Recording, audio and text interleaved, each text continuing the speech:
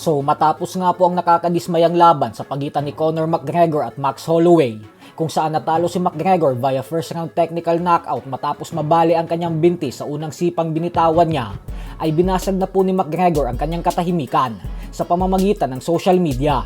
Ayon kay McGregor ay wala naman daw siyang naramdaman kahit anong injury bago ang laban. Sa katunayan nga daw ay naging maganda ang tinakbo ng buong training camp niya at nakakagawa pa siya ng iba't ibang klaseng sipa, pagtalon at iba pang mga galaw hanggang sa backstage bago mag-umpisa ang bakbakan. Subalit bigla na lang umano siyang tinamaan ng matinding problema na kung tawagin niya ay nasira ang head gasket. Isang metapora na nangangahulugang pakiramdam niya ay tuluyang bumigay ang kanyang katawan at kondisyon sa mismong kalagitnaan ng laban.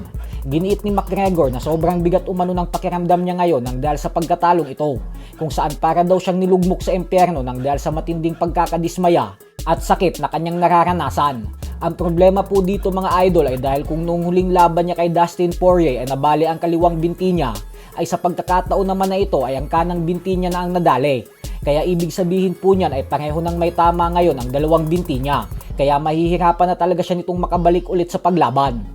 Samantala, agad naman nga pong naglabas na reaksyon ang isa sa mga kaalitan ni McGregor na si former pound for pound king Terence Crawford.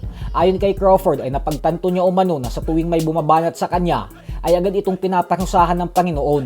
At ganun umano ang nangyari ngayon kay McGregor. Habang ang WBC welterweight world champion naman na si Ryan Garcia ay sinabing ang sinapit umano ni McGregor ay ang siyang pinakapangit na pagwawakas sa lahat ng mga laban na napanood niya. Ganun pa man ay giniit ni Garcia na hindi daw kailangan madaliin ang ikatatlong laban sa pagitan ni McGregor at Holloway.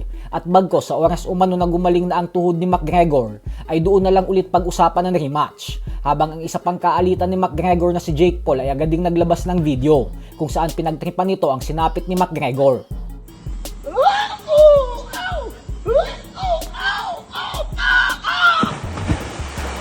Sa kabilang banda naman mga idol ay isang napakalungkot na balita din nga po ang naganap sa mundo ng football kanina lamang.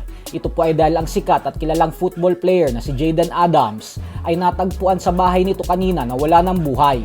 Ilang linggo pa lamang ang nakakalipas ay naglaro pa ito para sa South Africa sa FIFA World Cup.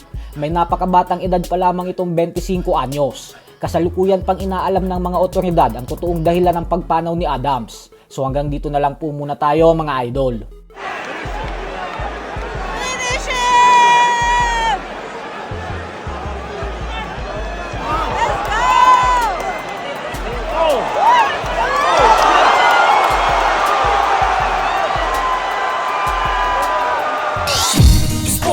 PH, kakaiba ang laban ng mga Pinoy. Lakas at dedikasyon ng armas na tinuon. Kamaong nagbabaga, ang sayo ay babaon.